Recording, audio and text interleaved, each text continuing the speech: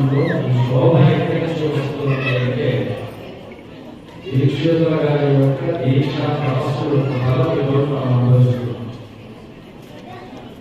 ఇంకా ఆ పండితుల వారు వినయాభివృద్ధి, యుగయుగాభివృద్ధి, అలాగే అనంతమైనటువంటి అభివృద్ధిని ఆశిస్తూ వారి తపస్సుని దారపోసేటాడు. ఈ వాక్యమే చెప్పాలి. తపస్సు చేయలేదు. భగవంతుడి యొక్క తపస్సుని ఎంతమంది వస్తారు, ఎంతమంది తీసుకుంటారు, ఈ తపో